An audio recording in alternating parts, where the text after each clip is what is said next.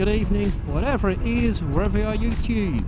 It's an absolutely beautiful day here in Buckinghamshire, and well, zero chance of rain. So we're out on the CBR, which is something that doesn't happen a huge amount, but the intention is it will happen more this year. So we'll see this bike more often. It never gets used enough. So the intention is to put more miles on it this year. But anyway, that's not the only reason I'm on this bike. So this is obviously a CBR 600. This is the F2 model from 1992. And obviously it's the second generation of CBR. But back in the late 80s and early 90s, manufacturers realised that as good as their middleweight sports bikes were, there was a bit of a stopper on their sales. I mean, they were selling enormously. The 600 class went through the roof, so did the 250 and 400 classes. But some people were either too, how shall we put it, rotund, or too short, or too tall, or just didn't fit the sports bikes. I mean, I'm lucky because I'm very Japanese sized. I'm 75 kilos, I'm 5'7" tall, I'm probably the size of an absolutely average Japanese male. So I fit almost everything. It's the same with cars. I fit every car out there. There's never a car I'm too small for, never a car I'm too big for. But particularly Western buyers struggled. And also some female buyers struggled. And part of that is due to the laid forward nature. So it was actually Suzuki that launched it first. Realised there was a good market out there for more upright bikes, or a bit less intimidating, that still had sports bike handling and performance.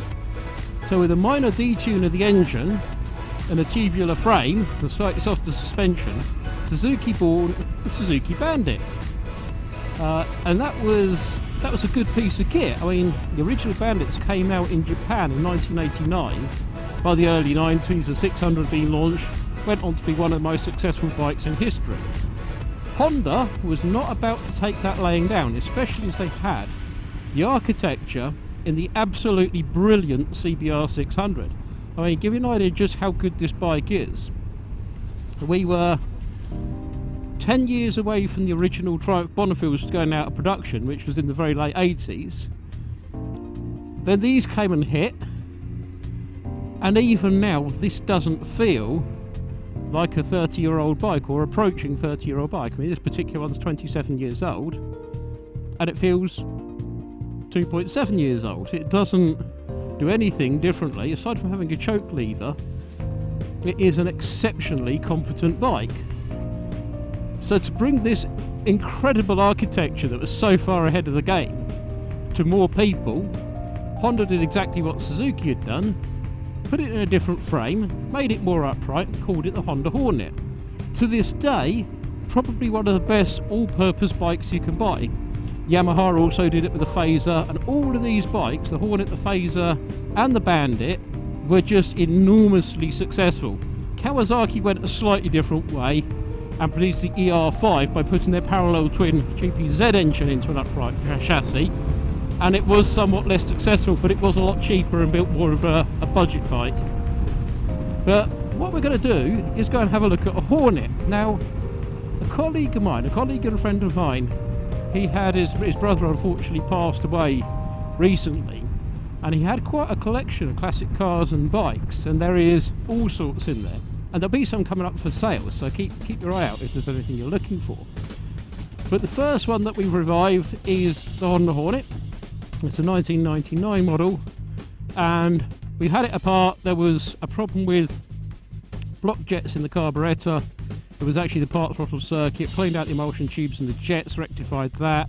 The bike's now running fine. We've just got a couple of little tweaks to do to get it ready for sale.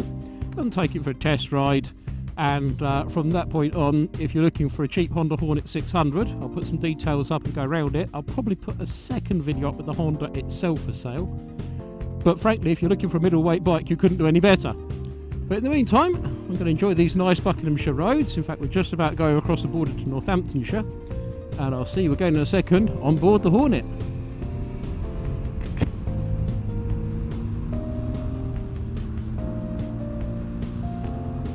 So here we are, the Honda Hornet.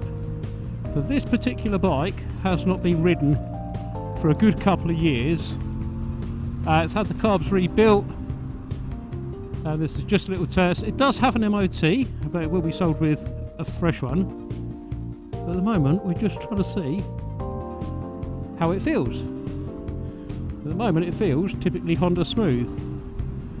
So we've done a few little bits and pieces to it. And so what do we get? So yeah, basically what we have here is a CBR with an upright riding position, a detuned motor, and just generally easier to ride. And I must admit, it's super comfortable. So this one does need a new set of tyres. These tyres have been on it too long, so I'm hoping they're going to come back and soften up a little bit, but we don't know for sure. But if in doubt, we're going to put some more tyres on it. But yeah, she's smooth, she's riding the bike as well, and it is what you'd expect it to be. Very comfortable. I've got a great commanding riding view here, which is nice, and the engine is super smooth. We're pulling up onto the main jets already.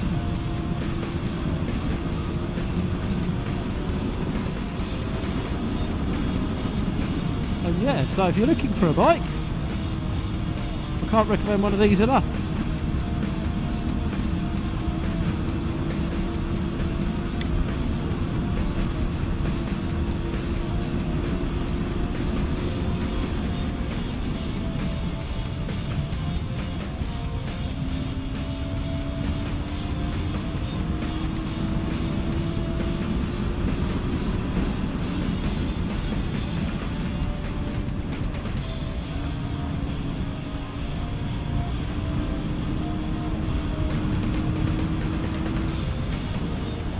So the Honda Hornet, we're looking for an entry level or easy to ride everyday 600cc bike.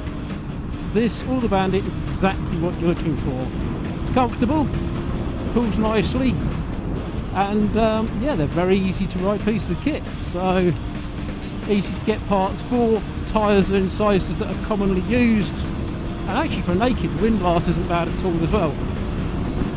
So yeah, it's a good little option. I can understand why these became enormously popular. In the meantime, if you like these videos, hit the like and subscribe button. There is an open day at our local Honda dealer today, which I'm going to go down to shortly. I will see you soon.